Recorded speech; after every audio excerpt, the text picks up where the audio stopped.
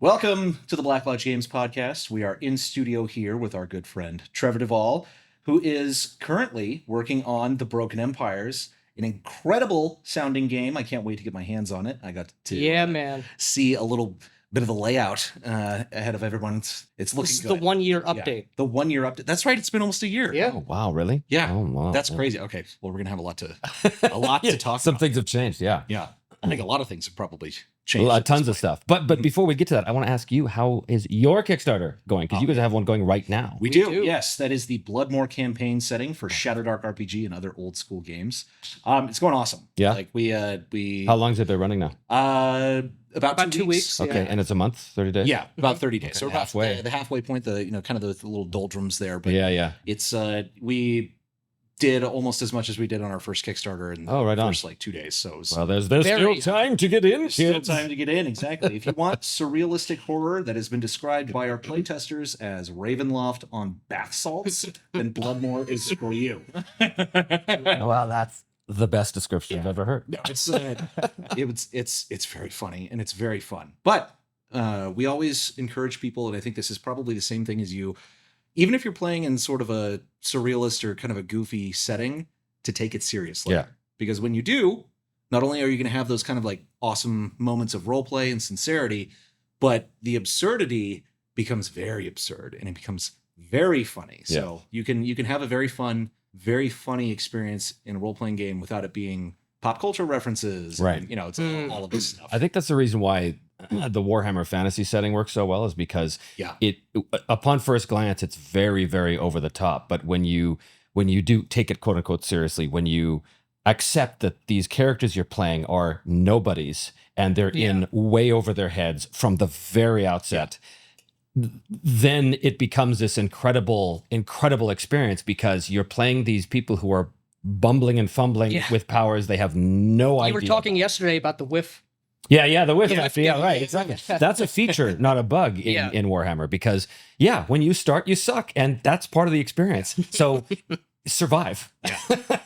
So I agree that kind of setting, if you don't take it seriously, then you lose the effect of the humor. Yeah, and the gallows humor and the crazy over the top stuff. But you have to. I mean, that term, take it seriously, it doesn't mean you have to, we really don't crack at each other. This is the thing. People don't understand what take it seriously means. They have this mind split where it's like, it has to be super serious or switch your brain off. And no. Yeah. A friend of ours was talking about like comic book movies and how you look at like the 1978 Superman. I don't remember the actual date. I might have gotten that wrong. I know someone's going to point it out in the comments. I don't care.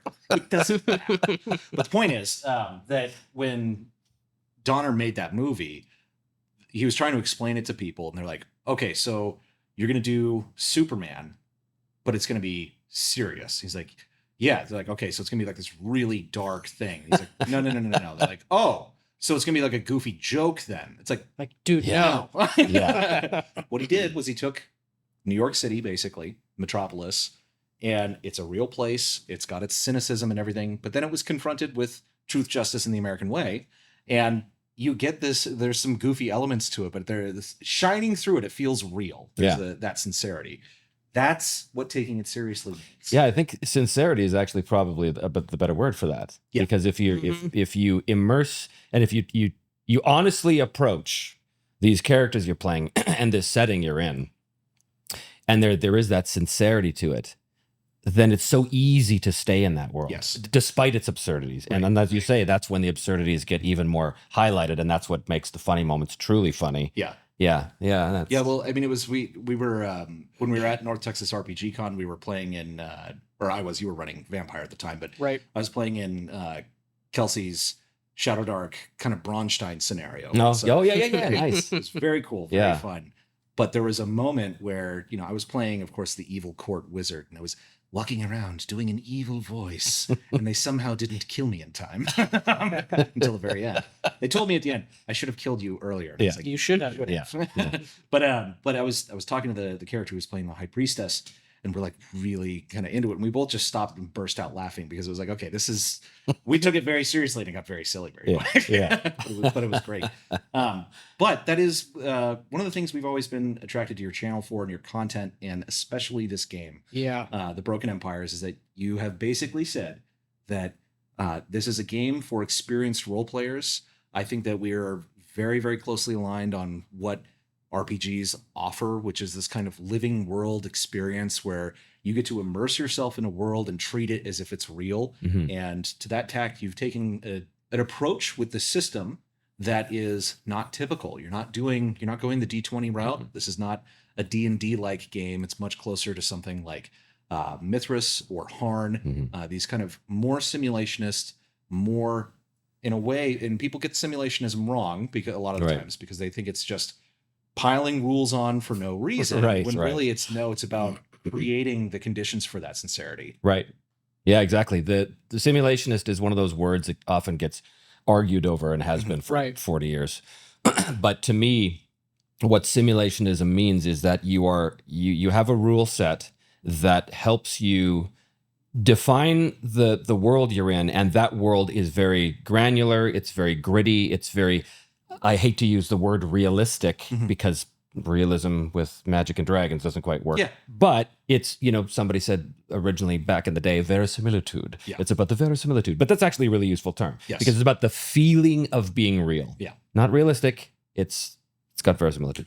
So simulationism is about trying to immerse the players into the world so that they feel the world. So that, my ideal situation is when I'm running a group on some journey as they're going from one place to the other. I want them after that session to feel like they smelled the trees, that they heard the wind, that they saw the colors of the field. You know what I mean? Like, and there's a way to do that as a GM without boring your players with endless exposition or description. That's not the way to do it. But I really believe that a rule set, a well-designed rule set, can help evoke those feelings and evoke those kind of responses in a way that can be super useful. A lot of people think simulationism means rules heavy. It absolutely does not. There's no requirement that because you have a simulationist game that it's going to be a rules heavy game. Now, they have been in the 80s. A lot of the simulation games were very rules heavy. But that also leads me to something that came up on my stream yesterday about the idea of crunch. People use the term crunch as though it means rules heavy, but that's not actually what it means. And, by this point, it can mean whatever people, language evolves, whatever.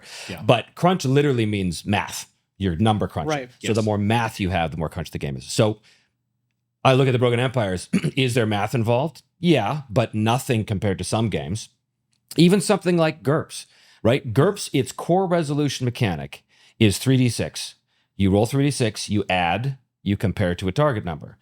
That it alone is far more complex than my core resolution system. Because my core resolution system is you roll the percentile dice and you look at those numbers, and those initial numbers tell you so much right out of the gate. So there is math, but it's very simple because I'm not a math guy. And my goal is to get rid of the math as much as possible while still having a system where the numbers mean something.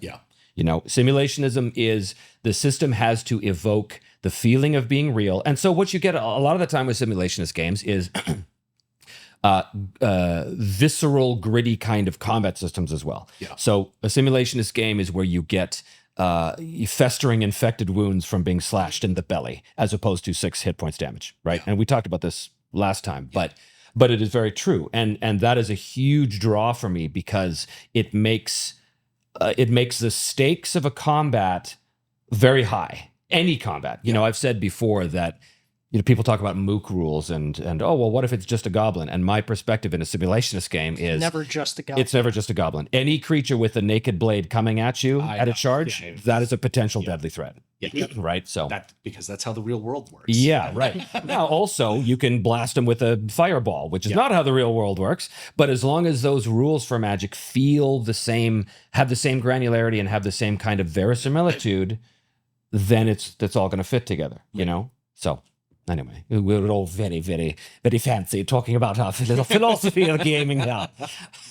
But it is important. It is important. And this is, when we were playtesting our own Mithras stuff, it's so much more fun in combat when you're doing things like impaling people or causing them to bleed, because you have to deal with that as a character every single turn. You know, it's and it changes the nature of what tactical combat means. Exactly. You know, instead of how do I get the perfect line of sight, you know, how do I get my cone of frost, you know, the exact, get my little protractor out or whatever.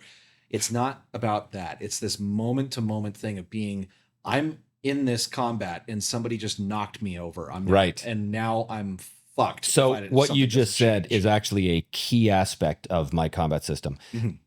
The idea that positioning is important, hexes and squares, grids are not. What I mean by positioning is if you are knocked over in a fight, if you're knocked prone, you're in big trouble. Yeah. Because if you don't get up, you're at a huge disadvantage. Yeah. And to get up takes some effort. So the idea of tactics in my game isn't just, okay, we're going to outnumber this guy. Yeah. That's a fine tactic. But a tactic is, hold on, this guy's got a plate chest piece. He's got mail on his arms, but his legs are only have padding. Yeah. Okay, if we hit him in the legs, that means we could do the trip maneuver to knock him down if we do damage, or we could do enough damage that he just falls down anyway because he fails his wound die. But he's got a shield. Well, that means that if I attack him and succeed, then if I get enough success levels, I can circumvent his shield so that I can get right to him instead. Or even better, if he's a big tank, but I have a shield and I attack well enough, I can shield bash him and knock him on his ass. Now, it's not going to do any damage, but now I've changed the tactical environment. Now he's prone, and that's a big problem for him. So, or things like this says, I love this rule, and I came up with this in a flash. A dagger has a special attribute. It is just a normal sticky knife in any situation, except if you're attacking someone who is prone, it suddenly gets 5 armor piercing, which means it's like going for the gorge, getting in between, which is exactly what you would do in a medieval fight. You'd jump on the guy, pull out the knife, and find the spot where he's not armored to get him. So rules like that, when you look at my combat system, the entire system is filled with rules like that. And at first glance, you go, what is all this stuff? But it's only when you actually enter into a combat that you go, oh, wait a minute. If we drive him back into the rough zone, he might fall prone, and then you could charge, blah, blah, blah, blah, blah, blah, blah, right? And the advantage of this kind of a system, too, is that it's not going to get more complicated as the game goes on. Right. Everybody learns one combat system. Yes. It's the same combat system for the whole game. Yes. You know, you do not have... The reason that is it's because, and this is why these aren't divorced tactics. I'm not trying to gamify the mechanics. I'm a guy in a combat. Right. What can I apprehend? Someone is armored here, not here. They have this size shield. I have this weapon. They have this weapon. It's what makes sense, going back to verisimilitude. Right. So even if I have all of these different options, it's all nested. It all makes sense. Yeah, right. And it doesn't take me out. I'm not trying to gamify the grid or the hex, or I know, or I intuit that's a goblin shaman and he probably has these 4 feats. Right. Like, I don't know that. I don't know the numbers inside of the guy. Right. I do know what I can see in my mind's eye, and that implies different things. Absolutely. That's a hugely important thing. When you look at, very often people talk about a game like Pathfinder as being tactical, and it is in its way. Yes. But Pathfinder is tactical in the way that a tactical minis game is tactical. It's all about your special abilities, your positioning, what hex or what square you can get to on the grid, all that kind of stuff. And I'm not downplaying Pathfinder. People love it. That's fine. It's a perfectly legitimate game. It just, for me, tactics is more about creating meaningful choice in this moment to gain an advantage on your foe. Yeah. Right. And as you say, you only have to, this is not a class and level based game. So for someone to be able to shield bash doesn't require you to be a 8th level fighter with a certain feat. It requires you to be someone with a shield who has enough force behind it to be able to actually knock the guy down. And how do you determine that? It's by your roll. It's by the success levels. If you get a certain amount of success levels, and you need more success levels, the smaller the shield, because it's harder to do. Anybody can do that, right? Anybody can trip you. using the right weapon is going to help you. It's way easier to knock somebody down if you use a big two-handed weapon than it is if you've got a little, short sword or something. Right. So all of these tactical choices are built into the game, into the system very, very carefully. It's the other reason why there's zones as opposed to a grid. Now, a lot of people hate zones. I did when I found them in Fate. I was like, this is stupid. But I gradually came to understand that the concept of zone combat can actually be more useful for creating those kind of situations where those tactics can shine through. For example, if I drive someone back, that's a possible combat maneuver you can do. Basically, how it works is if I attack and you defend and I get more SLs than you, those net SLs are going to determine the kind of stuff I can do, which is a combat maneuver, right? The more, the better, basically. But a drive back is something like 3 SLs or 2 SLs. It's a fairly standard thing. Yeah. But if you drive someone back into another zone, okay, that's fine. Now you've moved the fight. That's a big deal because how many D&D fights have we been in where engage, run up, and then stop. Hit points. Yeah. That's not the case in this game because you can move the battle just through the combat system, but there's reasons you do that. If you drive them into a rough zone, that means they have to do an athletics check or else fall prone because you're knocking them down. Or if you move them into a zone that has a particular descriptor, you can essentially tag that descriptor to use it as a bonus to your attack. You can't do that very often. But you can do it, right? Yeah. It's like everybody gets a trick and then the enemy sees it once you use the trick, right? So those little things, which a lot of people call story game mechanics, which I'm not a big story game guy at all, but those kind of narrativist mechanics actually supplement the simulation of the game rather than turning it into a different kind of experience. You know what I mean? That's why I say that this is a sim-light game. This is a game that borrows from new school games, from sort of more narrativist games, but still retains its core simulationist roots. And I don't even think, I know what you mean.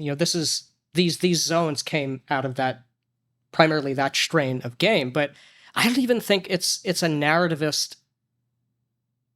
It's not really a narrativist feature because, again, I'm thinking to what we just said about verisimilitude and tactics, enmeshed tactics in the scene, in the world.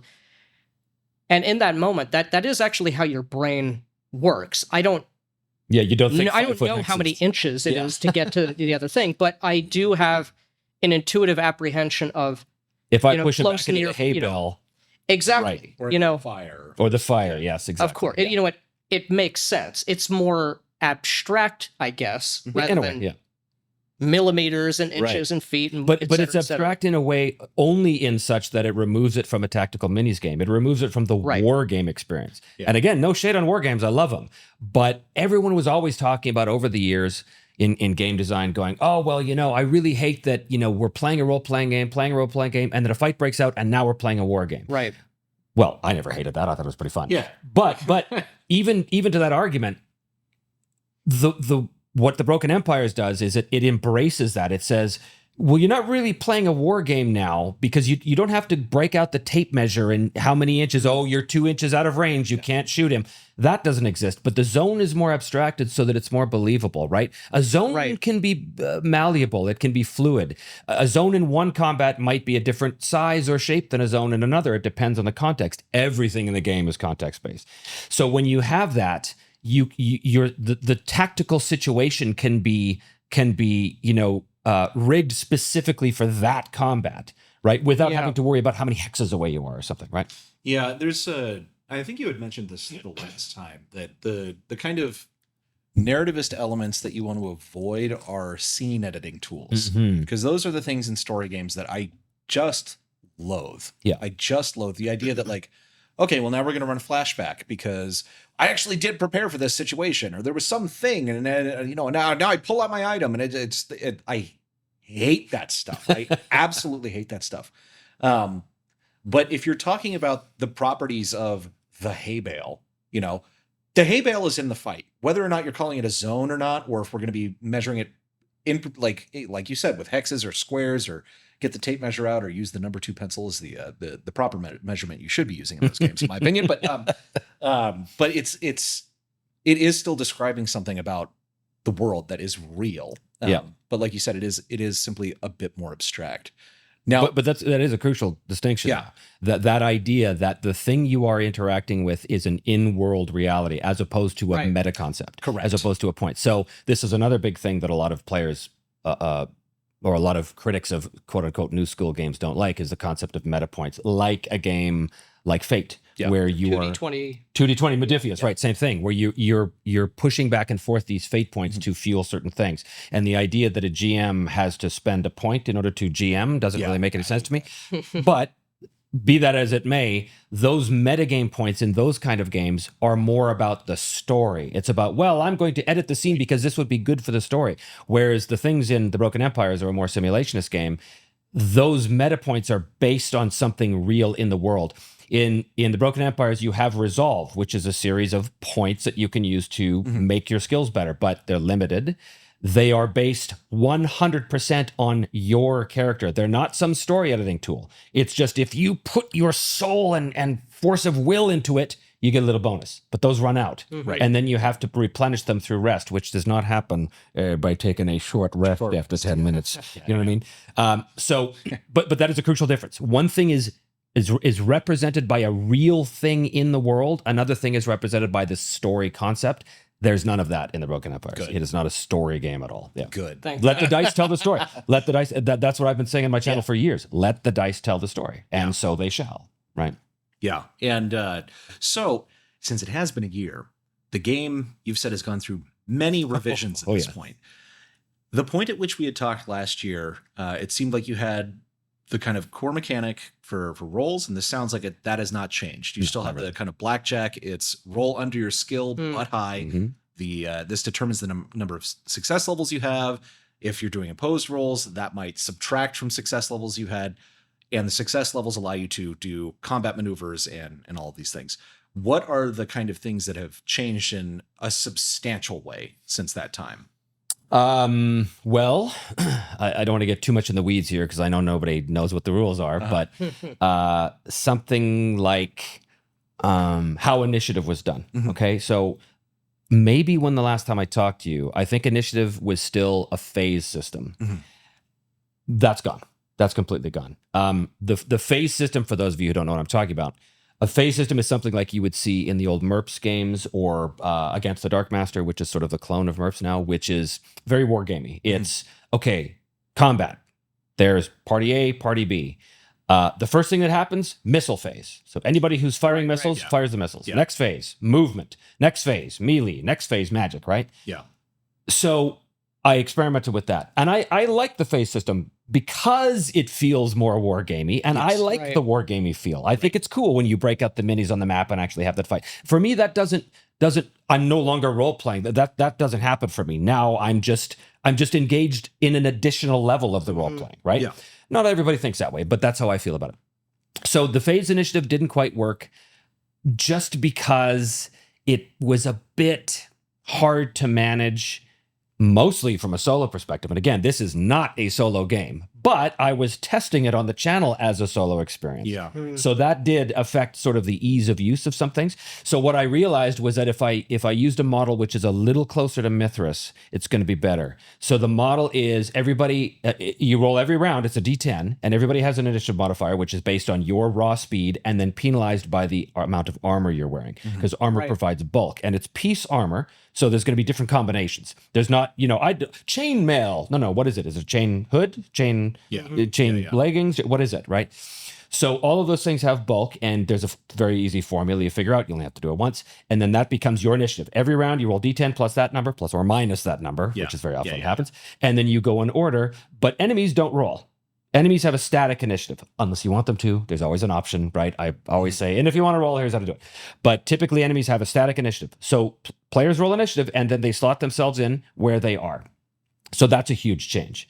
It adds a roll every round, but that is not anything, like, that's not a bug, that's a feature, because rolling dice is fun, and as long as the calculation is easy and the resolution is simple and fast, then it's A-okay in my book. So that's an example of something.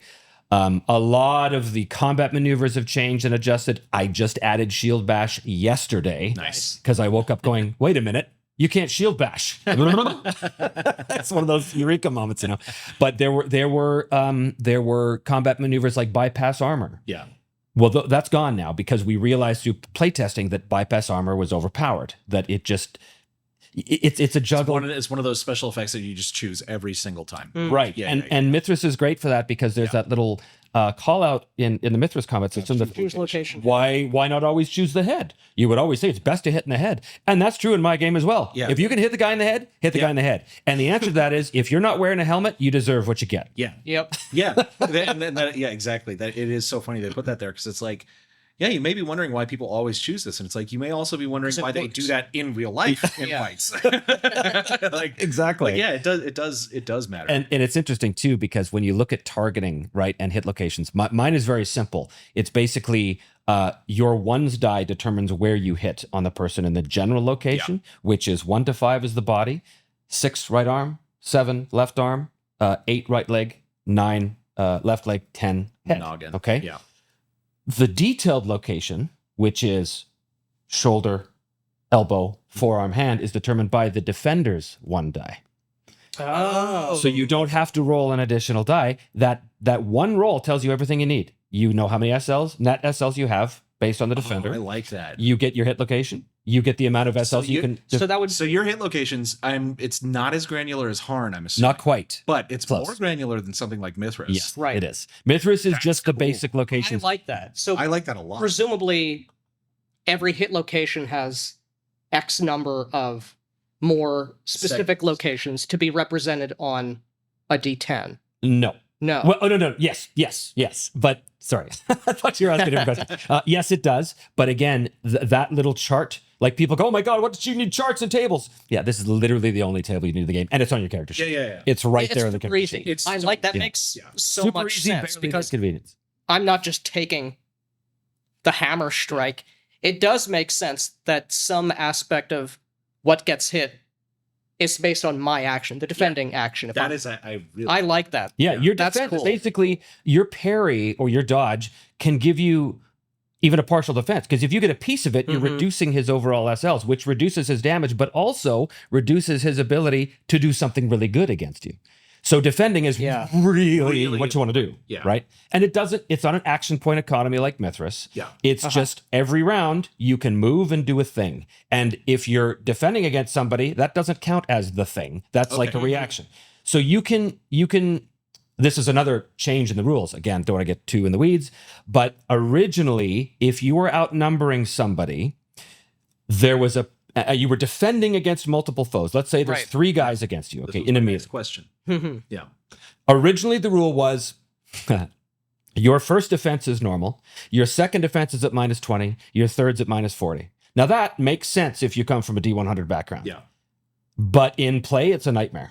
It's a nightmare to track and to remember. Yeah. So instead, you can defend as much as you want, but those guys who are outnumber you, they get a bonus. They just get +20. Now, that doesn't sound like much, but +20 is a big deal. It's a big deal. It's +5 on a D20 for those of you coming from D20. It's +5, and it's when there's 5 people attacking you. They have benefit of the five separate chances for them to hit you and 5 separate chances for you to blow your defense. Yeah. So it is not nothing, right? But it's also way easier to track. I can look at it and I can look at the current battle state of the battle mat and go, 3 guys around him, I know exactly what I need to do. These guys, they all have +20 to their rolls. Yeah. So they got a 65. Okay, now they all roll at 85. Easy. As opposed to, wait a minute, did this guy already defend against them? Yeah. But what if this, right? So those kind of rule changes, but those only come through in playtesting because something could look really good on paper and you bring it to the table and you go, yeah, yeah, that is really cool. I do. So you do as well because you love Mithras. I still love Mithras's action economy because like when you run out of action points, it's bad. Yeah, it's very bad. It's very bad. Very bad. And that beautiful little rule in Mithras about if you attack someone and they don't defend, you get the special effect. That's devastating. Yeah. I love Mithras. Right. But for me, as I've said before, Mithras is just that much too granular for me. Like the reach rules in Mithras, the reach rule, everything makes perfect sense in Mithras. But for me, those reach rules are just enough of a hiccup in my brain to make me go, wait a minute, what how does this? Yeah. Wait a minute. And as soon as that happens, I'm checked out. Yeah. I love the reach rules, but it is at the same time, it's like, okay, I'm attacking from the long end. Yeah. So I get some sort of a benefit. But if I'm defending from the long end, it's exactly. You have to go and look it up. Yeah. Which I do encourage people to do at the table when there is.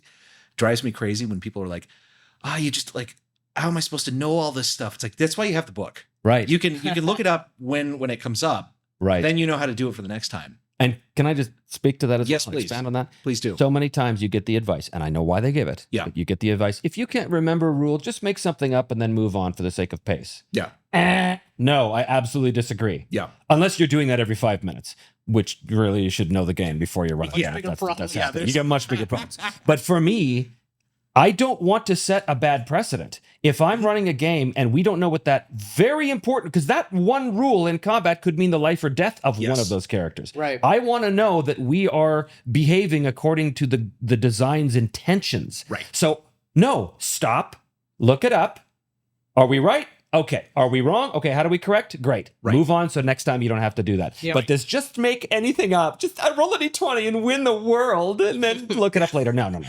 And on the flip side of that, once you do know the intent, that's when I think you can make the decision on whether or not you change a rule. Sure. Oh, totally. And I am big on this, man. I am big about honoring the designer's intentions the first time. Yes. Playing raw, playing rules as written the first time, because you do not know how a game is going to go until you roll those dice at the table. Yes. Until you understand, until you see those rules in action. So these people, and I was guilty of this for a long time too. I would read a book and go, "Oh well, I would totally change this rule." Use that. Yeah. Dude, you don't know what you're missing. Yeah. Try it once, twice, and if you're still having a problem, here's a perfect example. When I was running Hornmaster, after about the 4th session, we realized that the broadsword slash damage felt not enough. It felt too weak, and we were like, this is a knightly weapon. This is the weapon of a knight. They all use it for a reason.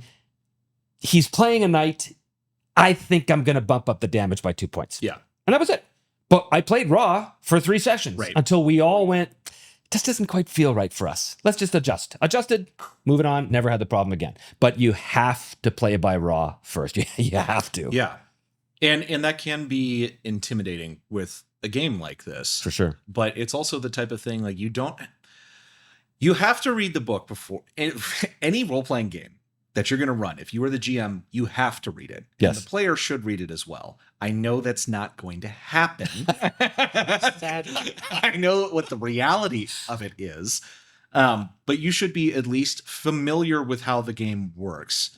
And if you get things wrong as you in the beginning, who cares? Right. Like it is fine. It's just a game. You are going to learn. You're going to get better over time. And these kind of simulationist systems, they tend to pay off the more that you use them. Yes. And the better rules mastery that you get over time, the game really opens up. And it's one of the reasons like you can't kind of go back after that. Yeah. This is something that because we're and we probably mentioned this last time. I don't know if we did, but we are constantly referred to as either the Giga Theater kids or the Turbo Grognards, depending on who is talking about us. Right. But the theater kids out there, the ones that you want, the acting, all of that. This adds so much more to it. The rules add so much more to that aspect of it. And there is that misconception that if you're big into the rules, that you're not also big into the role playing. I've never understood that, because to me, false dichotomy. It's a complete false. It's a complete false dichotomy. Those two things are so. I've worked really hard at the Broken Empires to. This is a crucial idea of the game. That the rules are there to help enhance the role playing, to guide and facilitate your choices. Right. And a perfect example of this is in the social realm. So the basic idea of social mechanics have not really changed. The devil's in the details, of course. There's lots of little details. But the basic idea has always been the same. And I've used this for years and years and years and years, which is if you're confronting an NPC of importance, right? You don't want to, if you're talking to the bartender, you don't have to make a persuade roll to ask if you heard any rumors lately. We're talking, use your head. Yeah. So if let's say you're trying to persuade some lord to let you pass through his lands, okay? So the GM is going to go, okay, what do you say? And so the players, they role play. Mm-hmm. And whatever they say is going to trigger a skill based on what they say. Yeah. Right? Mm-hmm. If the player says, My lord, I too am a servant of the court of the place across the sea. Lord such and such sends his greetings, and I heartily extend a warm welcome to blah, blah, blah, blah, blah. Okay, that sounds like protocol to me. Great, make a protocol rule. Yeah. But if he says, if you don't let us through your lands, I swear to God, I'm going to kill every peasant between here and the border. Well, that sounds like an intimidate to me, right? So the role play is going to trigger the skill. Now, this solves a big problem because the classic problem of low charisma barbarian, great role player, right? This solves that problem. You could be the best, most eloquent player in the world, but if your character has a 30% persuade skill and you're trying to persuade somebody, you pick the way, hey buddy, hey, come on, just let us through here. It's going to be great. Come on. Okay, roll on 30. What? But listen to how persuasive he was. I don't care how persuasive he was. I care how persuasive the character was. Right. Now, I agree. I agree mechanically. This is exactly how it should be handled. However, I will say for role players out there, if you are a super intelligent player that is a very charismatic person and you're playing a barbarian who's an oaf and you're not actually saying things as that character would oafishly, you're not role-playing right. Agreed. Yeah. And so this is a way of enforcing the consistency in the world. But you get good is what I'm saying. Yeah. Get better at role-playing. I mean, that character could just as easily, that oafish barbarian, could have chosen to take an 80 in perform. Mm-hmm. So that all of a sudden, this oafish barbarian pulls out a lute and sings the most beautiful stirring song that moves the whole court. Right. And convinces the Lord. This is all possible because it's a classless game. Yeah. Barbarian doesn't mean me smash all the time. Right. It could mean anything you want, right? You develop your character. And speaking of barbarians, the most famous barbarian, Conan, was a very intelligent character. Yes. And he was also a very charismatic character in a way. And so this is I hate the stereotype of right. It's like caveman, right? Caveman and that's the Schwarzenegger model that came out in '82, right? Yeah, and it's you killed my mother, my father, you killed my village. Wow. Yeah, when you get but again, it's like speaking of Mithras again, that they handle that in the cultural backgrounds. There's a big distinction between the barbarian societies and the primitive societies, and neither of them, even the primitive societies, you can have charismatic and characters, but it's this is don't fall into the tropes, the bad tropes that have evolved out of video games. They're just lazy, right? And they're boring. Very lazy. It's fun to do it once, but then it's boring. It's meh. Anyway, so the social thing in the game, that's not only a huge part of the game, but it's also a very unusual method of approaching it that no other role-playing game I've ever seen, with the exception of The One Ring, which is where I sort of got inspired, does it like that. There's more to it, obviously. Like every NPC has a tolerance, which is the number of interactions you can have with him before he calls it off. Yeah. Right. He also has something called I forget what the terms I used, but it's basically skills that he really likes and skills he doesn't like. Yeah. So if he hates wit, if he hates jokes, and you start telling jokes, fuck you. There's penalties for that, right? But the idea that it's always a timer. The entire concept of the game is choice and consequence. Yeah. So you're always under a ticking clock. When you're speaking to that Lord, as the player, we've only got so many rolls. Yeah. Now, we don't know how many rolls those are. Right. But we can infer based on the role-playing we've had with this character, or the history we've had, or the research we've done on him, whatever the case is. We can also get leverage on him. Yeah. That's a whole other thing. But as a player, you're going, okay, like the classic example that we used in The One Ring was they were talking to Bjorn and they were asking him for some favor. And Bjorn's not the most, agreeable sort, but he also hates dwarves. So in their first encounter, he's got that going for him. In their first encounter, the player who's playing the dwarf immediately started to launch into this big persuasive argument. Well, the rule was, if any dwarf speaks in a persuasive way, it fails. Doesn't matter what you say. You're fucking dwarf. You shut your mouth, right? So that happened. The players only needed to be taught that lesson one time. Then they knew as soon as that character started to talk, they'd be like, shut up. Sorry, my lord. But then that would reverse, right? When they went to the dwarven court, Well, now that guy's voice counts for a lot more. So again, context based. The social mechanics, for one thing, a lot of people use the term social combat. I do not. When you use the term social combat, it implies that there's a confrontation and a conflict. That's not always the case. It's a social encounter. Yeah. You want something from this. You want to pursue your goals, which is what the whole game's about. And you want to do it without a sword. You want to do it with words. So the social encounter is more of a tactical environment. It's more, how do we best say the thing we need to say to get what we want and not say too much and know when to stop, right? Know when enough is enough and just take the win. So all of these, it becomes a very, very tactical thing in a way that other games just have never been able to do. I hate that phrase. It makes me sound like I'm doing something no one's ever done before. Well, it's the limitations and the supports are coming from within what would be reasonable in the world. Context. Because I really like the tolerance thing, because it's a perennial problem. We've all seen it, especially us coming from Vampire. You have a conversation, a social scene, you're in Elysium, and you're trying for 50 minutes to have this conversation, and it's a circular conversation, which has iterated 3 times already. Right. And that's not how anything. No one is saying anything, and you've convinced and then reversed your advantage and then come back around several times already. That is not only infuriating from a gameplay experience, that's not realistic. No. That is not how people communicate. Exactly. Yeah. And it's sort of like you don't want to if you've already made the sale, don't talk past the sale, like don't take the win. Just take it and walk away, because the only thing that you can do is screw things up by trying to keep going. Do you guys know Burning Wheel? Do you know the game Burning Wheel? Yeah. I do. It's over there. Yeah. Does it have the damage from being thrown against the wall as much as mine has? But I'm saving.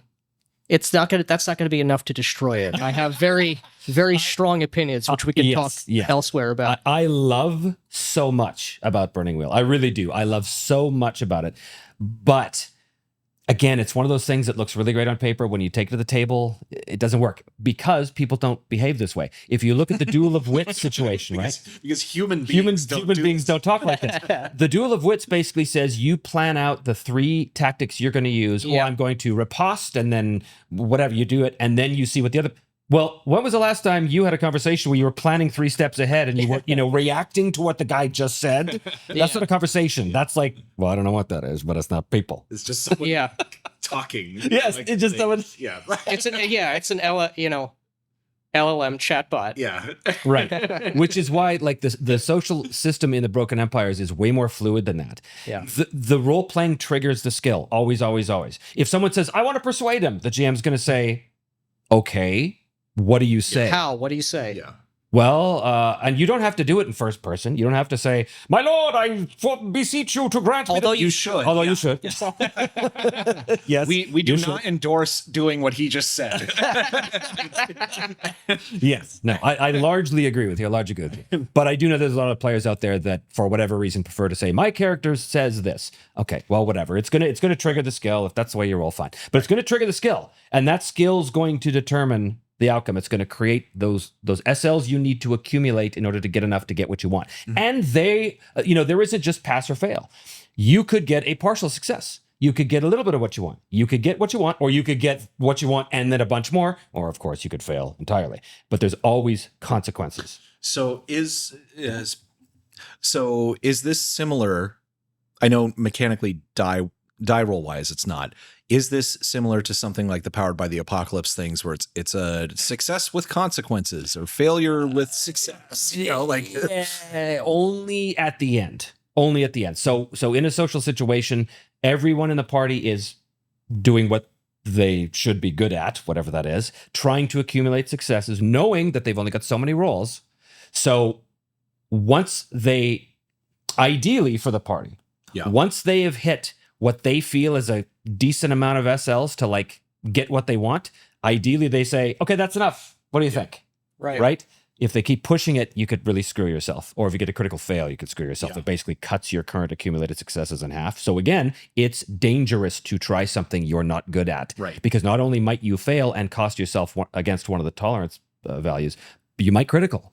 And if you critically fail, you cut your current amount in half. So it's rough. So at the end, you look at the total amount of SLs, and that's the little chart for the GM. Okay, did they fail? Did they succeed with a cost? Did they get what they want, or did they get one? And at that point, the GM is free, but it's the GM who says it. It's not the player, right? Because a lot of Powered by the Apocalypse games, it's the player who says, "Well, okay, well, I'm gonna miss, but instead, what happens is I break my bow." Yeah. Well, no, you're a player. Shut up. Yeah. There you go. You don't have a say in this. Yeah.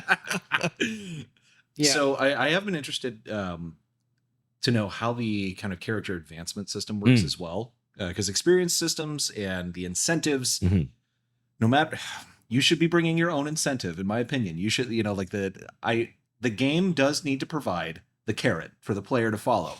But you as the player should just be bringing your own carrot, in my opinion. You know? This is, but the entire game is based on that very concept. The entire game is about pursuing your goals. The character creation has that built into it. It gives you go through a life path system, a very simple life path system. I love life systems. And in that life path system, you find out a little bit about your character, but you're asked a bunch of questions. Like an event happens, and there's a list of questions. This event happened. What was the implication of that? And that's completely up to the player. The player can decide, oh, wow, I think, okay, right, I was born an orphan and blah, blah, blah, blah, blah. You get a little skill bonus, you get this, you get that. But more importantly, those events could precipitate or inform future goals, right? Which is crucial. Also, the players, once they make their characters, and they can do it together, it's recommended you do it together, but after they look at their life events, they go, okay, where can we tie these together? Because the game is designed to have a group of a party, people who know each other, they have a history already. And how we do that is with something that was borrowed from the Traveler system, which is what I call the shared history rule, which is basically you look at your life events, and if we're looking at a life event and we both look at mine and go, hey, you know what? I think you were involved in this because didn't you say that your character did this? And if we agree, yeah, you know what? Then we both get a little skill bonus. And now that also forms the basis of a possible goal. So everything is about pursuing the goals. Yeah. The goal, there's another change. So before the goals were, short-term, long-term, and shared. Now it's just goals. But there's also kind of a subcategory called shared goals. A goal is something you are pursuing that requires you to roll dice to overcome an obstacle. It's not, my goal is to make lunch. Well, you don't have to roll dice. So it's not a goal. It's not a goal. A goal is something that there's an obstacle, that there's a consequence for failure, and that it's going to be something I need to strive to overcome in order to accomplish or to work towards. You get experience by working towards goals. You get experience by completing goals. You get a little more experience for working towards and completing shared goals. Can you give an example of what would be a typical character goal? No, I mean, obviously, can't have a typical character. I will track down the man who murdered my family and deliver him justice. Now, however, as a shared goal, let's say in that history, we discovered that guy that I'm after actually was your uncle. So now we go, hey, you know what? That's a connection. That's why we know each other. And now maybe that's a shared goal. Now we both want to bring him to justice, but maybe that justice is different. Maybe I want to kill him. Maybe you just want to put him on trial. Right. And that's wonderful intra-party conflict that could arrive, which is always nice to have as well. Now, in the circumstance that the uncle is, you come to find that he's killed by brigands or something, and your goal is no longer even attainable. Yes. What happens? So there is, if you cannot complete a goal, if you have to abandon a goal, like in that case, as long as it is meaningful and interesting to you in that moment, then you get an XP. So you still get rewarded from the pursuit, even if but you have to, you got to bring something to it. It has to be something meaningful to you, right? So those are the main ways, but there's other ways. There's two other ways of gaining experience. One is called a revelation.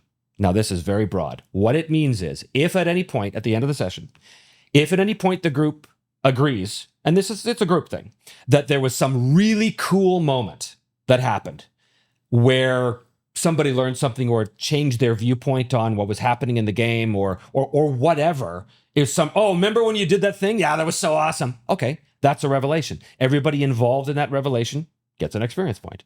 Again, super broad, but it is such a crucial thing in these games about, oh man, that moment was so great. So it's rewarded, as much as pursuing a goal is basically. And then finally, there's personality. So there used to be really detailed personality mechanics in the game, which was cribbed mostly from Pendragon.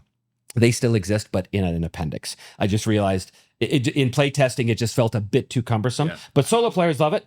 And some regular players love it too. So it's in there in the appendix as an option if you want it. But you still have personality traits for the characters, but they're very, very basic. There's no number attached to it. It's a list of traits, some of which are based on your stats. Yes, we do have stats as well, and I want to come back to that because that's a big change. Okay? Although it's not... series of questions. It's not really stats. It's more of a nod to stats. But remind me to come back to that. So you have personality traits. They're just a handful of them that define your character's personality. Easy peasy, right? I'm greedy. I'm compassionate. Whatever you want. How it works in the game is, at any point, if you feel your personality can help you pursue a goal of yours, then you can get plus 20 to that roll. Now, this is always under GM supervision, so it's not a bank. You can't keep doing it. It has to be attached to something that is of importance to that character in that moment. So it's very much like the passions. Passions. Very much like the passion. Exactly. Yeah. Now, the other side. So you don't gain experience for that. You gain plus 20 in that moment for that. Yeah. How you get experience for it, and this is very new school. If the player decides to have one of their personality traits cause them trouble in this moment, then they get an experience point for that. You can only do that once, but it just is a little reward. Hey, remember, greedy could be bad. So, but I'm going to leave that up to you to figure out how that is. And as always, everything is up to the GM. The GM is all powerful. You must placate the GM. Yes. Okay. This is very cool. Now, you had mentioned on your stream yesterday that the character sheet is completely different now than it used to be, or has gone through some revisions. It's gone through some big revisions. And now you've revealed that there are indeed stats. Yes. What's going on here? So, one of the eureka moments I had when designing the game early, we were sitting around the playtest table, and I suddenly went, you know what? We don't need stats. And my players went, what? Yeah. The reason why we don't need stats is because it is a skill-based game. And if you look at Mithras as a model for this, okay? Mithras is the perfect model for this. How you do it in Mithras is you have your stats, which is basically the same 6 as in D&D with slight exception. You roll your stats. Those stats become... you mix 2 stats together to get your base value in a skill, right? A floor, okay? After that, your stats count for virtually nothing. They count for your, your ability to, I think it's some sort of endurance-related thing, some sort of stat. I can't remember. There is something you can use your stats for, but by and large, Mithras says, no, everything's skills. So I looked at that and I went, well, if everything's skills, why do you need stats?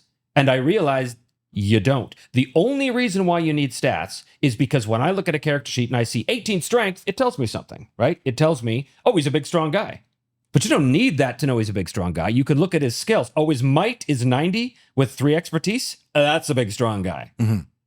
Or maybe not. Maybe he's super wiry and just knows how to get in there. That's totally up to you. The point is, I ran with this for a long time.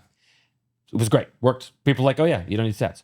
But then a couple of friends of mine said, it's just that when I look at a character sheet, I'm so enculturated into looking at those big 6 and getting a snapshot of what that character is.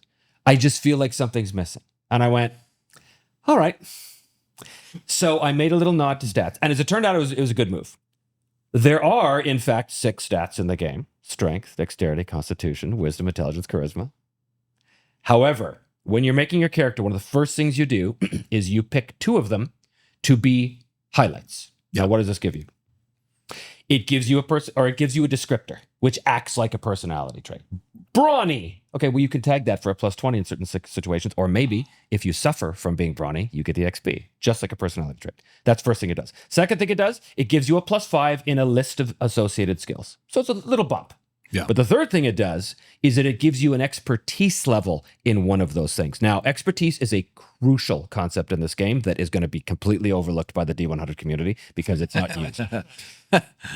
this is a game in which you roll under but high, as we talked about. It's a blackjack system, which means if I have a 90 skill, there's nothing stopping me from rolling 2, which is 1 SL.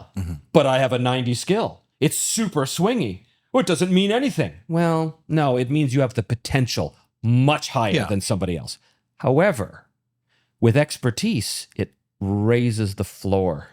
So if I have expertise 3, so you get a minimum. The minimum number of SLs I can get is 3. That's a big deal, cool. right? You buy that as a talent, but crucially, when you pick your stats, one of those skills under your stat lines gets an immediate bump to X2 instead of 1 as your minimum, which is actually most of the time because there's always a minimum SL. So if you roll between 1 and 19, that's 1 SL. So you have a bigger chance of getting 1 SL than any other SL, right? So that X2 really is a big bump. So those stats now, it's just a sweetener. It's like those stats are like, actually, these do matter. Interesting. Yeah. The thing I do appreciate about stats, are these randomly determined? No, although you can. Okay. Yeah. Okay. I do like randomly determined stats in these things because it does provide variance in the characters that you get. And if you... There is the option to roll. Yeah. It's just like the real world. I will never be Michael Jordan. Right. That's just... It was not in the cards, you know, like, and that's, I like having that differential when making characters because it provides interesting opportunities. You know, some people are just better at virtually everything and some people are not. This is something that one of our math head playtesters said just last week. He said, what I love about this stat system, now that you've added the expertise thing into it, is that it really, it forces you down a certain path to an extent. And in a classless game, it is important to have that off the top. Because this game, there's no classes. You have a previous career, which sort of, it's like profession in Mithras, right? It's like it's a set of skills you can, and then from that point on, you do whatever you want. So it's the same with this. But at the beginning, no one chooses whether they're naturally intelligent in life, right? So you can roll for that. And if you really want to be intelligent, just pick intelligence. That's fine. But the idea that you are somewhat constrained by those stats as well, because there's a phase in character creation called rounding out, which is a lot like Mithras, right? Mithras, you get 200 points at the end to basically put wherever you want, whatever it is. Yeah. So we have something similar to that. Originally, one of those things was, give yourself an expertise level anywhere you want. But with this new rule, you can't do that at rounding out. Now it's based on the stat that you picked. So that's based on your own natural capabilities. Right. So it further channels you down a certain way. And you can surpass that after character creation. You could develop however you want. But just when you're creating that character, it just gives that bit of focus to it. Right. So it's a quite elegant design. and so this is also character creation. You're getting bumps to skills, if I remember correctly, based on the life path. Correct. That's one way. That's one way. Okay. Yeah. And because this is something that these games tend to suffer from is when it is just a total point buy thing. There are optimization paths at that point. And that is another thing about the random generation that I've always really appreciated is it gets rid of that because I hate that because it does a lot of these games. It does come out, that there are just certain combinations. I understand completely. And so how this game works is, and this has happened multiple times, where people start off going, all right, I want to play this kind of character. He's going to be this and this and this and this. Okay, you can build that character. But the life path generation is random. So you don't know what's going to happen in your life. And so what these players have found is like, wait a minute, this big brawny barbarian, because of his background, he's really good at perform. I didn't see that coming. I didn't see that coming. That is fodder for player creativity. Yeah, it's awesome. You want things that are a prod to the imagination. You want to throw a curveball. Yeah. You want to say, what about this? Yeah. And they go, oh, wow, a barbarian playing the lute? I never saw that. That's kind of cool. Yeah. Yes, that's kind of cool. And then on the other side of this, because players, we know you want your options. It's fine. But the game master is the person who really matters. Let's face it. As we all know. So the game, I'm assuming, since you've got this entire solo system that's being developed as well, and it's very much like Mythic GM emulator, what are the GM tools like for not only like, I don't even want to say crafting an adventure, because this very much sounds like it is, you enter a world, it together. We explore the world, we adjudicate things as they go. What kind of tools do you have? You've talked a little bit about travel. for that sort of a thing. For what happens? How does the world simulation work? The tools we have just in the travel section alone is enough to have you running games forever. Yeah. Okay. My friend Ross, who's helping me design a lot of this, he's also writing a lot of the setting stuff. He read the travel section. He read the tables for events, things that happen on the road, and he was like, I never have to think of anything again. Because Nice. all of the Thank God, finally. they're not they don't create fleshed out adventures. Sure. What they do is prod you. It's just like how I run things on Me, Myself, and Die on the show. 2 words that prod you into, I know what this is, and away you go. But that's where it starts. But then maybe you're not that guy. Maybe you don't work so well with 2 words. So then you go to the next level. All right. There's a general chart here. Roll on that. Does that help you? Oh, you still want more? Okay. Then we specify even further. So the travel chapter is filled with all of these tables that are all about the different things that can happen on the road. Yeah. And they're more suggestions than hard, fast rules. But then I have a whole pages and pages of examples.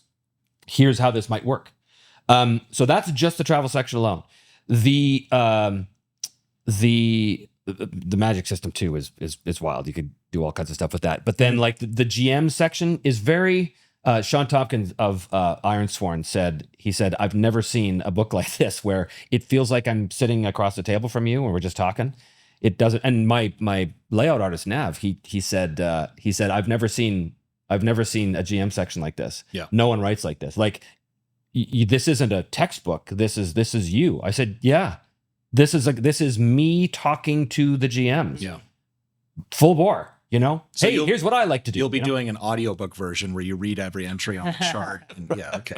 Yeah. Yes. So basically the GM section isn't like the DMG, right? It's not, here's how to roll up a random dungeon. No, the GM section is, where are all the dungeons?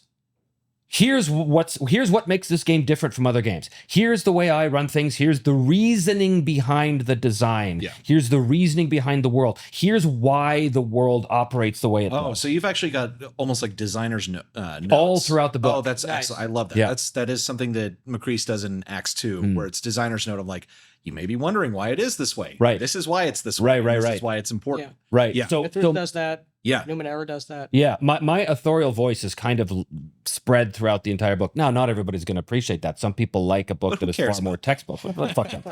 Even the guy who did some editing for me over in England, he said, well, I don't really know if I appreciate the tone you use. It's sort of like all or nothing, isn't it? I'm like, that's what I said. Yeah, exactly. Yeah, this is my game. I wrote this. Can you fucking tell? So I don't apologize for that. Yeah. Nor should you. And I'm not a dick either, like Luke Crane. That's fine. Luke, I love you. But let's face it, the first couple versions of Burning Wheel, Luke, that was terrible. You came off as a total cock. You did. Nick believes that the Burning Wheel is the most Literally authored by demons. Yeah, that is the most evil game that has ever been made. And we will be making a YouTube video about it. At least one. Anyway, so yeah, the tools for the GM are thorough without being overwhelming. You don't have to get a degree in advanced particle physics in order to understand how to do this, right? It's very, very simple. Yeah, I know. and the fact is too, like, again, I try and approach everything in the book like this is all optional. Use as much or as little of this as you need, right? Here, like in the starter adventure, it's called A Smoldering Ember, and there is a big, well, I don't want to give away the ending. There's a big thing that happens, which is basically a completely new subset of rules that appears at the end, which is super cool. However, you don't need to use it. There's a whole section right at the end that says, if you don't want to use this, no, use it this way instead. So I love that. I love providing options, saying, here's the really awesome detailed system, and if you don't want to use it, don't. It's not going to affect anything, right? Yeah. I like having the option to get more granular if you need it. Right. And some granular systems are just great to use anyway. But yes, that is the way it should be done. In my opinion, this is sounding excellent. Yeah. Now, in the Kickstarter, it's been about a year. Was there mention of mass combat rules? Was that a stretch goal? Yes, and we did that. So that is in the book now. Okay. It's in one. So that's in the main book. It's in the main. Okay, Yeah. because I thought you were thinking about separating it. I was thinking there was a time when I thought I couldn't do more than 300 pages because of costs and tariffs and stuff. Why stop now? Yeah. But now I came to realize, we don't have to do that. It's really not going to be much more of a cost, and I would much rather have the complete tome with That's awesome. everything you need in it, right? Because I didn't want this to be like a cash grab thing where, oh well, yes, we unlocked the bestiary, but that'll be an extra $19.99 on the website afterwards. No, just it's a book.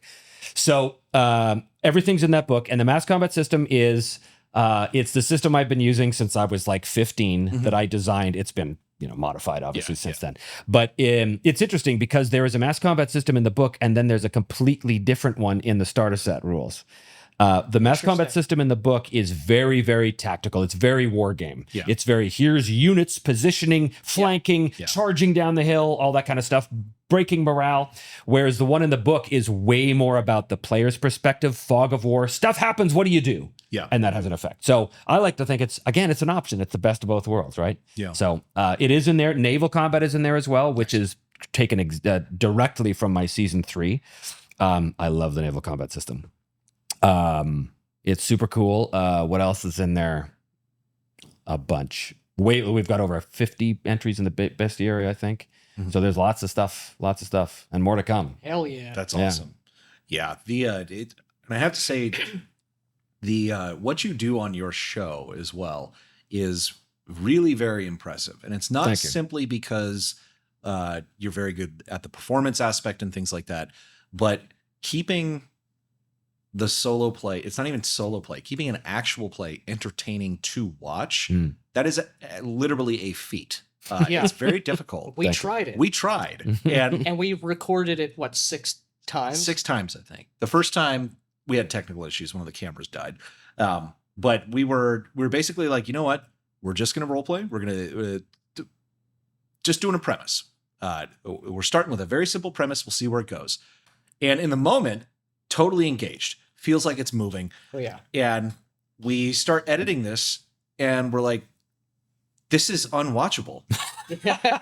This is because these games are not spectator sports. No, they're not for the people at the table. Yes. And at the table. And it was more than twice as long as it felt like it was. Yeah. Hey, wow. And Okay, so let me ask you this.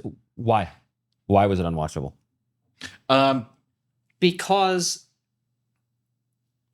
it was, we were just riffing and role-playing, Yeah. describing actions, speaking in dialogue, but it wasn't moving things forward in a way, at a pace that felt satisfying to an outside observer. Right. So you didn't edit it? Oh, no. Oh, you did? We did. And it's but the thing was, it was a lot of character dialogue.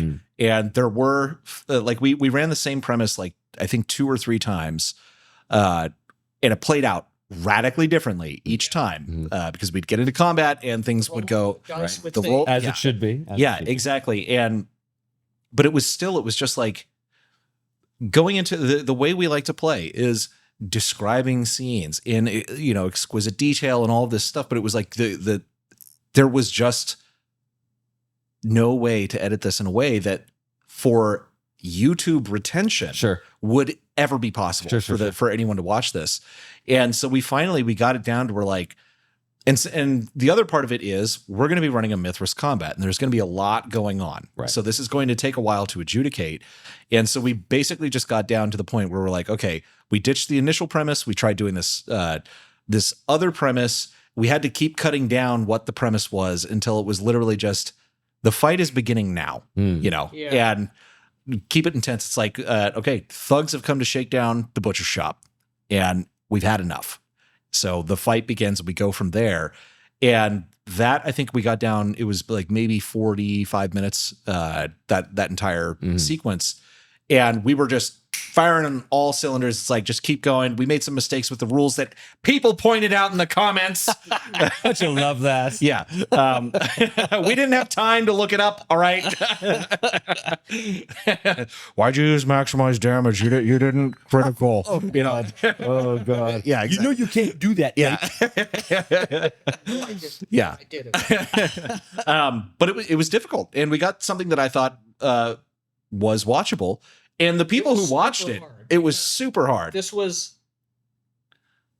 like 5 straight hours of doing different scenes. Because like we all did it in the same day. It's like, let's do it again. Yeah, let's do it again. Oh my let's God. do it again. Yeah, it was. Well, that's it was exhausting. It was That's exhausting. that's a lot to But do. the people who watched it were like, they were like, this is awesome. Like, you got to do more. But I was like, nobody fucking watched No one it. Wow. So I can't spend more Hey time man, on that's it. that's the story of my Yeah. main show on the channel. Like nobody watches it. Like those episodes, you know, besides episode 1 of each Mhm. season, Yeah. and then 2 crashes, Yeah. and then 3, and then by the time episode 3, maybe I'm lucky if there's 3,000-4,000 views. Nobody watches. You have those diehard 3,000 or 4,000 Yes. people that will watch almost all of it. Yes. But that's why I have to finish it. It's for them. Exactly. Yeah. Exactly. And the thing is, those are the best kind of fans. Absolutely. It is the Yeah. core audience. But Yeah. it's very difficult to, and this is the thing, like people try and do actual plays and whatnot, and most of the time they're not actually playing a game. True. But those who are, if you try and sit down and watch that, it's excruciating. Yeah. For the most part. And it is because of the nature of the game. It's not a spectator sport. No. It's for the people at the table. So what you've been able to do with your show and keeping it entertaining, like any episode you turn on is engaging and entertaining, and Thank you. the speed at which you're moving. This is also, if you want to have a game that resembles something like what Trevor's doing, even if you're not an actor like he is, having that rules mastery really makes a huge difference. Yeah. It really, really does. Yeah, you gotta know your core rules for sure. And on the show, that's not even really the game rules. That's the Mythic emulator rules. Now, luckily, those are super simple, right? You're looking at basically 2 tables, and that's it. It's always the same mechanic. It's a D100. It's easy peasy peasy. But once you know that, a lot of people have trouble with freeing their imagination. But I think that using the emulator more and more actually trains you to do that, because when you must make a creative decision in the moment based on 2 completely different words and see how it relates to the immediate context, that's your brain firing on all creative cylinders. You do that often enough, and it happens like this, right? Like you train yourself. So a lot of people say to me, "Oh, well, your show is so fast moving, but you know that's all editing." No, it's not. Editing is a part of it. Yeah. I do a lot of this. That'll out those little cut that stuff out. Yeah. But in terms of the discoveries or the pace of actual play, the pace of quote unquote story moving forward, Right. is in the moment. Is I see this thing, I go, oh, I know what this means, and I just do it. I start. And sometimes I have to re-record the dialogue bits a few times because, the first time I do it, I might have a tongue twister or I might whatever. Right. But once but sometimes it's take 1, right? If Vale is speaking to Thrag, she might turn and say something, and it's take 1. Yep, great. And then Thrag doesn't say anything because he's mute, which makes it easy. I think it's an invaluable tool for any GM. Forget solo, to be able to think in the moment and on your feet, because that is the best way to respond to your players, and that's the best way to make them feel that the world is alive and responding to their actions. Again, that's what the Broken Empires is all about, is empowering player agency so that what happens in the game is based on what they chose, not some story that the GM is imposing from on high. What happens in the game is the players are empowered to pursue their goals. They do that because they get experience points for doing it. And that makes a better story. Yes, in the end, absolutely. In the end, it's so And even much better. And forget about story. Think about it. It makes a better experience for the people at the table, because that's who you're trying to impress. Yes. I had this wonderful moment. I don't know if I told you this before the last time, but I had a wonderful moment. We were playing Harn. This is years ago. I was back in Vancouver. And one of my players, Sebastian, we had this incredible experience. There was only 3 players. My perfect group is 3 players and 1 GM. You could really dig into everything in that situation, depending on the game, obviously. But we had this moment, really huge, dramatic, incredible. The dice telling the story was just amazing, and it was like this breathtaking experience. We were, after it was over, we were all just kind of like stunned. Yeah. And Sebastian said, you know, no one on earth will ever see the story that we just experienced here. This is just for us. Just for us. And that makes me feel so empowered and satisfied, but also kind of sad, because you want so desperately to be able to share that, but you can't because you had to be there. Exactly. That's the game. You had to be there. That's the magic. That's why the it's magic. Better. That's why it's better. Yeah, agreed. You know, we get to create these memories that will last forever. Yeah. And it's the magic of these games. Yeah. That is the absolute magic, and what everyone wants. And even if they don't know that that is the specific thing, that is what it is. Yeah. You know, which is the reason that I don't, and I know some people get a lot out of the narrativist games and the kind of story game path, but it's not the same. No. The highs will never be that high. Right. Yeah. Because you're sort of chaining yourself. You're trying to do a model of an abstraction. Stories are supposed to be, broadly speaking, they fit these patterns. Right. Yeah. So let's try to emulate the pattern.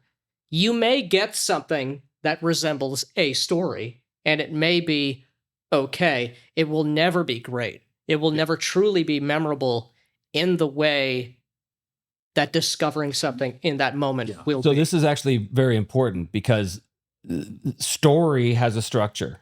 And as I say in the book, in the GM's guide, I say you are GM. You are not an author. Yeah. You're not a filmmaker. You're not a director. However, you can use tools from all of those to make you a better GM. But you have to understand what that means. So I talk in the book about if you understand story structure, if you understand climax and rising action, if you understand all of this stuff, then when you're facilitating the game, because that's what the GM does, he facilitates the choices of the players and has the world push back. That's my big thing. You push on the world pushes back. That's the game, right?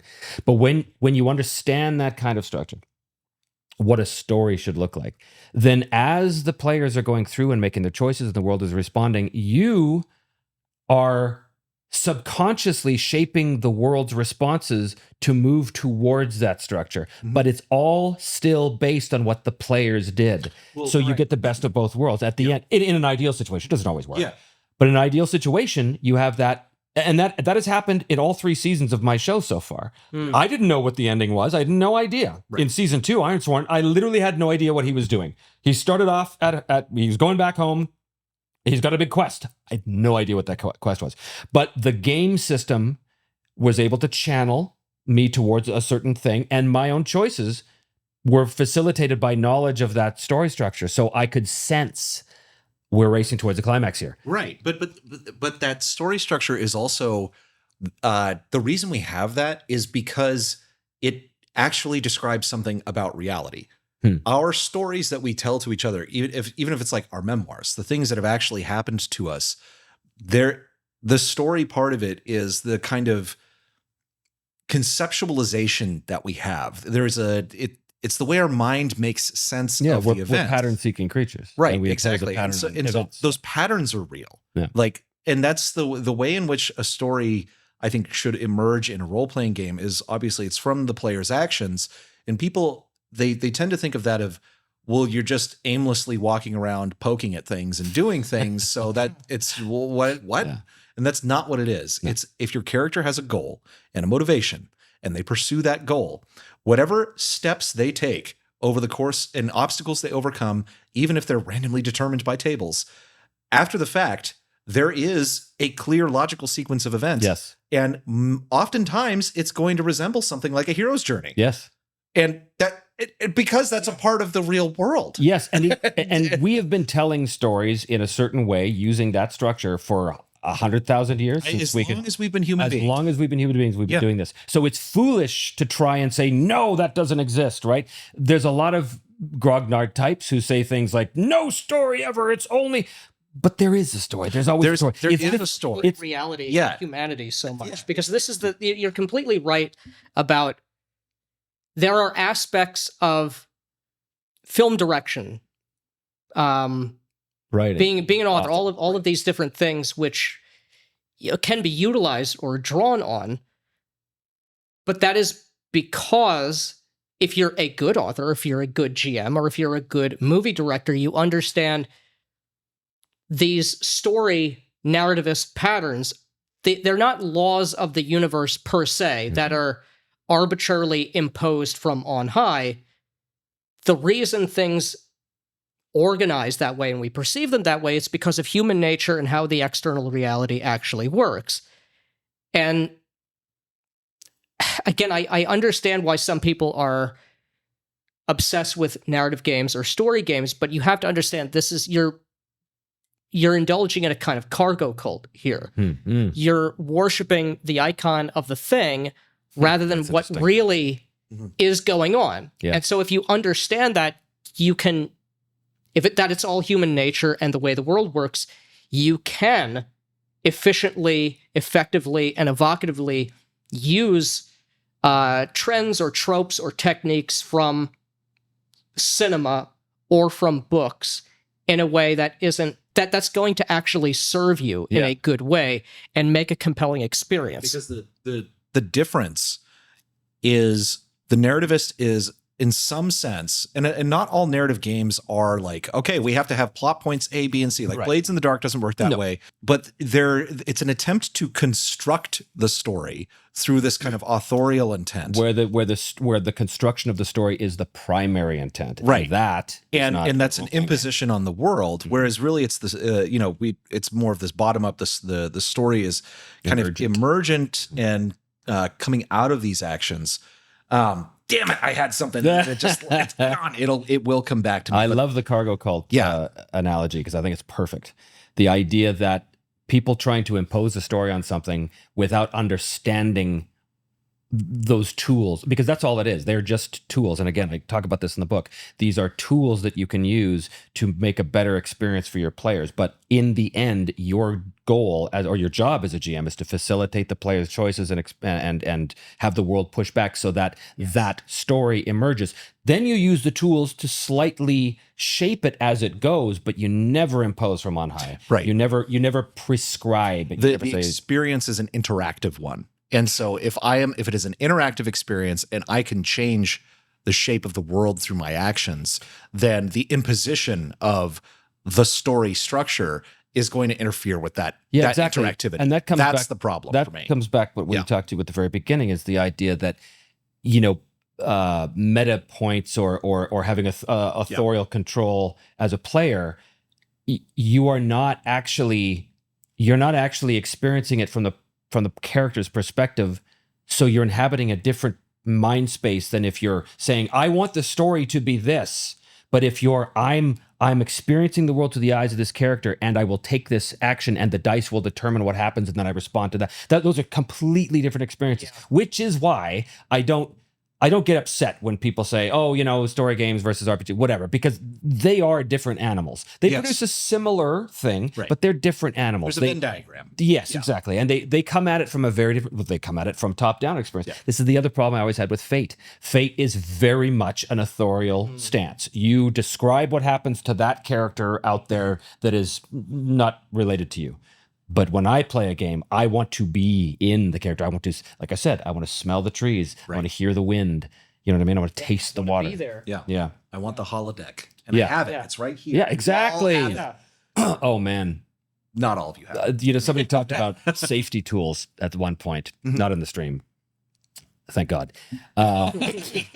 So my response to the safety tool thing is role-playing games take place in your imagination. Entirely in your imagination.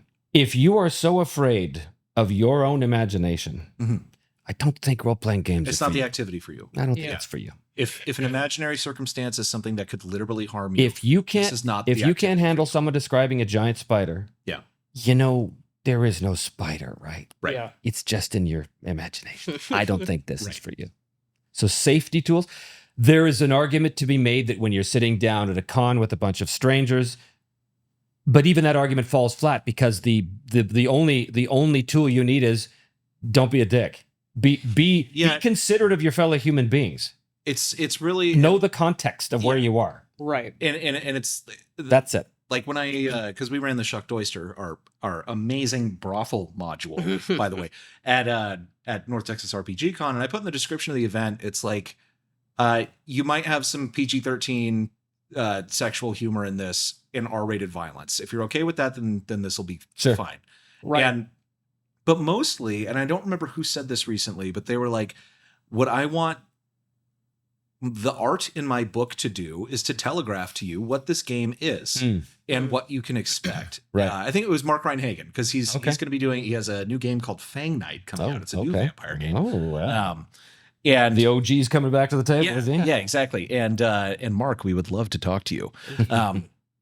But it's the idea is, if you pick up a book like Vampire and you open it up and it's people's throats being ripped open and nudity and like bondage gear and stuff like that, and you go like, okay, let's discuss the safety tools on this. It's like you, What are you talking yeah, about? you did not even get your foot in the door here. Yeah. Exactly. Brain wise. Exactly. No, that's true. That's absolutely true.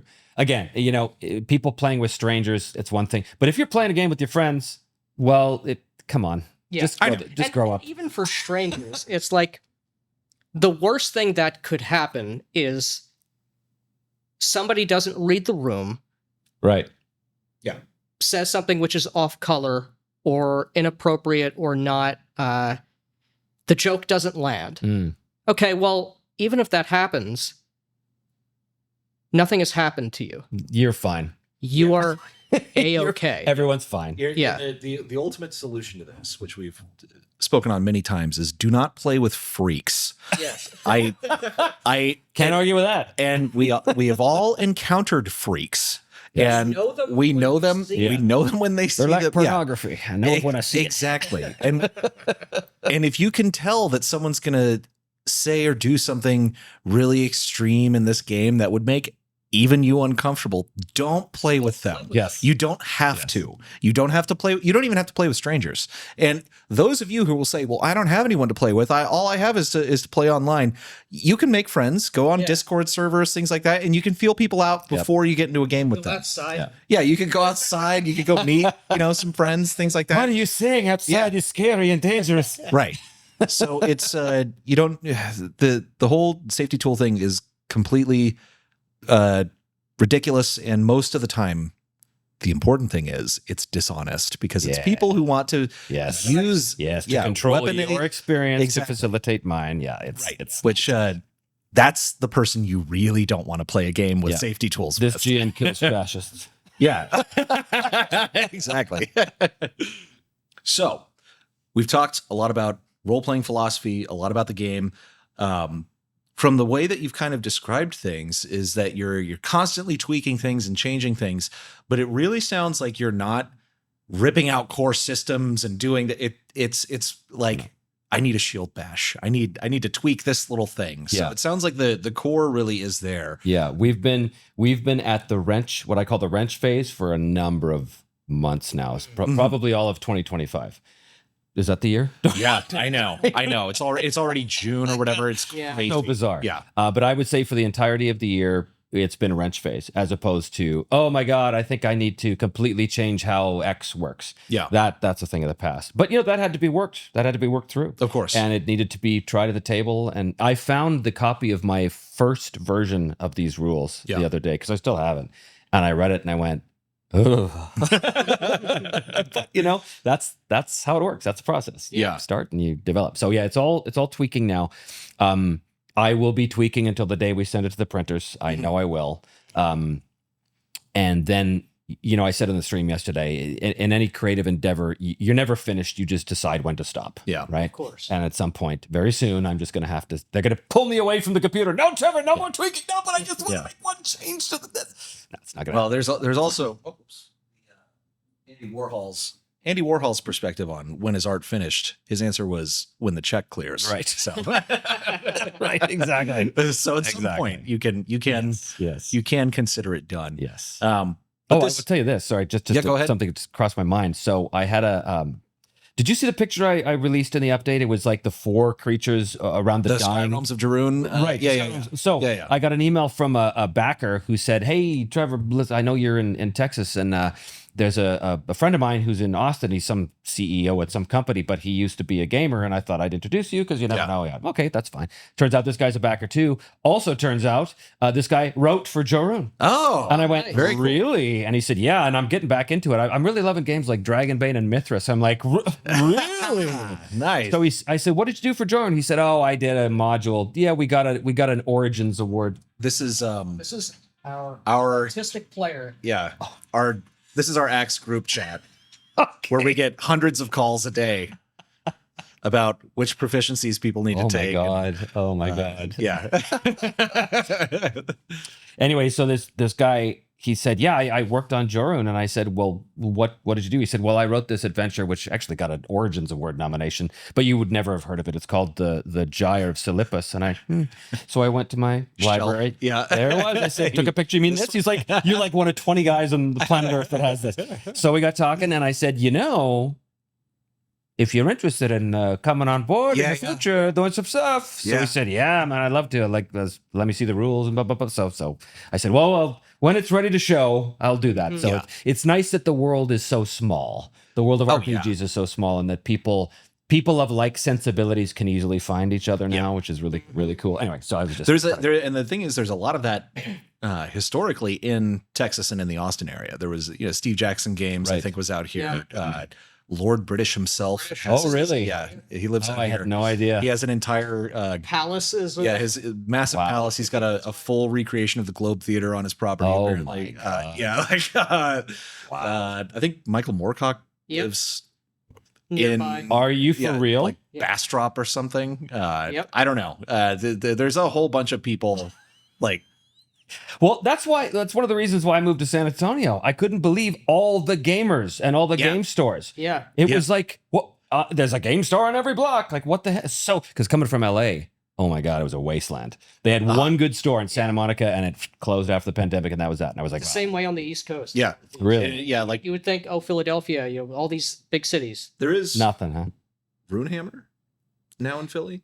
Is it Runehammer? That is true. Runehammer has his store in Philadelphia now, which is much better than the dregs, which are out there. Although it's a very small place, right? But probably because rent, commercial rent, yeah, so ridiculous where he is. But there's like up here, there's Dragon's Lair and Emerald Tavern. I'm gonna have to check all these places. They're pretty cool. Yeah, the Emerald Tavern I think is has a better RPG selection. You know what we should do once your book comes out, once our collective books come out, we should talk to these guys and do like signings. Yeah. We should just host signings and stuff. And we could get you down to San Antonio. The big one down there is Night's Watch Games. Absolutely. Yeah. I'll talk to Ford. We'd love to. Yeah. That'd be good for everybody. A little exposure and stuff. Bring BloodMoor down there. Yeah. Yeah. Just live on Kickstarter right now. 2 weeks ago, in case you didn't hear. But this has been great. I mean, is there anything else that has the game is something that we haven't covered? Anything at all? Because it sounds like it's in really good shape right now. It is. It's one of the changes that happened was with Divine Magic originally. This is another thing I'm super proud of in the game is as a Godbound, which is the name of the clerics. We never use the term cleric, but as a priest. Priest is actually different than Godbound too. Godbound is someone who is like the god speaks to and works through, like the vessel. A priest is some guy part of an organization. They might be the same, but not necessarily, right? Joan of Arc was not a member of the clergy, but God spoke to her, if you believe the stories. So the Godbound magic as it is completely different than Weave Magic, and the way they approach it, everything. So with Weave Magic, it's like Ars Magica. You're taking a bind and a strand, combining it to have an effect, and then you use your various skills and you craft the spell, blah, blah, blah, blah, blah. All kinds of, you want to get into the weeds with that. There's all kinds of stuff. But with the divine casters, you can't really call them casters. They don't cast spells. They ask for intercession. They pray for a miracle. Yeah. So they have a score called piety, but they don't know what that score is. Every time they ask for a miracle, the piety goes down a little bit, depending. It's random, but it's also based on what they're asking for, the quality of the roll, all that kind of stuff. So when they ask their god to help them, their piety is going to go down by some unknown amount. So it is contingent upon them to ensure that piety goes back up. And how do they do that? Acts of service for their god. Right. And there's a chart. This is how you do it, right? So that's the first thing. The second thing is each god has a domain, which is what their responsible for, and they have celestial servants who are like angels, right? Yeah. You can pray to the angel. The angels have different domains. It's not as good as praying to the big guy, but you can do it. Yeah. Interesting. And when you ask for intercession, the god will either give it to you or not, depending on your piety roll and a few other things. What happens is completely out of the godbound's hands. They do not choose the effect. They say, I'm about to be killed by that archer. Give me a miracle. Help me. Yeah. Then they roll, and then the GM has a list of the domains, and he can look at it, and he can go, okay, in this situation, this god is this domain. You got a medium miracle, or whatever I call it, mid-level miracle. Okay, here's some suggested things that could happen. I'm going to keep within that realm. All right, this happens. So it's very open for the GM to interpret each This is situation. super interesting to me because you and I were talking about this very same thing. It's our last book, Cults of Zahak. Included in that book is a bit of kind of a snapshot of a larger world that we will talk more about in the future. But one of my big frustrations is how faith and the gods are almost universally represented and thought about mechanically and even in the world. Why not worship Cyric as opposed to Tyr or whatever? They're I guess they're all arbitrarily the same. Yeah. Right. And I was telling you, I think if you want to take what miracles and divine magic is seriously, in some sense, it can't be mechanized. Right. It is a miracle. Right. And you have to, that's a big trust to put in the GM and or the player. I don't know if that would work. So that's very interesting. Crucial because you're absolutely right. It should feel like a miracle, but it's a game, so you need rules and you need guidelines, and that's what this is. This is a series of very specific guidelines for the GM to interpret what that miracle might mean mechanically. Okay, and there's a whole bunch, but they're just suggestions, right? But basically, there's three levels. There's the lesser miracle, the middle miracle, and the greater miracles. The greater miracles are the big ones. They're hard to get. You got to have good piety and you got to roll well. But they do big things. They part the sea. They do all kinds of crazy stuff, right? So the Godbound has no control over what happens. They just ask, hope for the best. But the resistance to this power, because the rule of magic, one of the bounded laws of magic is that everything has a resistance, right? So if you are targeting someone, whether they are an enemy of the church or God is going to affect the power level. So if you're going after a known heretic, it's going to be easier to affect them adversely. Right. If you're, for some reason, going after one of the guys on your side, well, that's not going to work out so well because what are you doing, buddy? And then the other thing is to resist the miracle spell. I shouldn't even call it a spell. To resist the miracle. To resist the miracle, you always have the option. When you're resisting a magical effect, it's typically going to be, it's like a saving throw. It's going to be dodge, endurance, or willpower, typically. Not always, depends, but typically it's going to be those three. However, when you're resisting a miracle, so I said the difficulty of that miracle is going to be based on whether you're an enemy of the church or not. If you're an enemy, it's going to be harder to resist. But you always have the option of subbing in instead of the normal thing, like let's say it's willpower. Instead of rolling willpower, you always have the option of rolling divinity. Because a dirty little secret of the Broken Empires is that all of the gods are just ascended spellweavers, and they are actually more tied to the weave than anything else is. And so the more you know the secret of what actually makes the gods tick, the more you're able to resist it.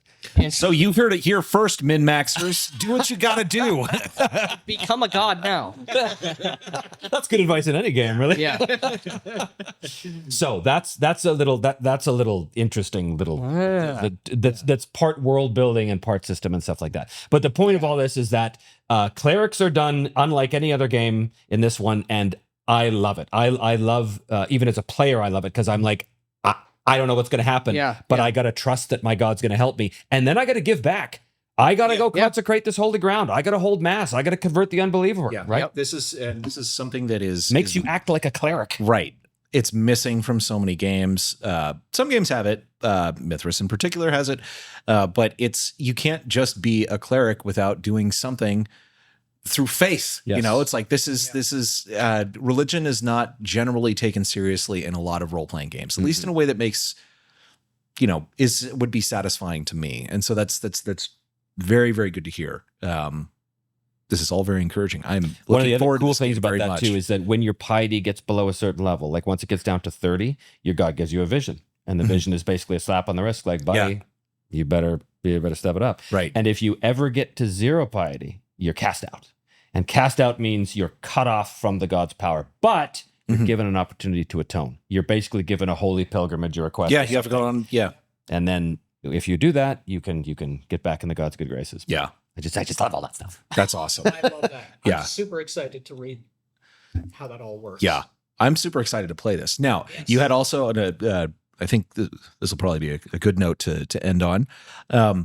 Yesterday, I was watching your stream and you were talking about how, you know, playtesting is work essentially, and that you're constant. It's like you're playing all the time, but you're not playing it from the perspective of enjoying the game. You're playing it from the perspective of like, I need to analyze and make sure everything does what it says it does, and all of that. How close are you to being able to just sit down and actually play your game at some point, and to play it not from the perspective of How close am I to trusting that all the rules work now? Yeah. And when will Trevor be able to play the truly enjoy and play the Broken Empires? Well, I think I'm very close because I'm gearing up to finish season 4, and in season 4 I'll be using the final, or as close to final rules as possible. Final V1 dash final 3. Yeah. It's so funny. The change logs of the file is so funny because it's just like, what version is this? Like 86.9? What? I am close to it now. If you had asked me a month ago, I would have been like, oh God, I never want to play this game again. Like, I hate this. Yeah. But it's come together enough. That, it has come together enough. And every time we do test, it's not so much what I think, it's what the other play testers say. Yeah. So one of my friends, Jared, he's very much like me, system head. He's been helping me a lot with the rules development. He's been running, and he's been running it by the book. Rules is written to test, make sure everything works. And I have never seen a GM more excited to run a combat than I have watching him run us through a combat. Yeah.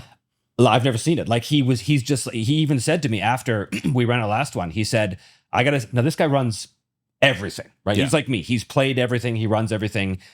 He remembers all these rules. But after the combat, he said to me, you know what? I think this is the most fun combat system I've ever seen. Then that's And I was awesome. like, oh, okay.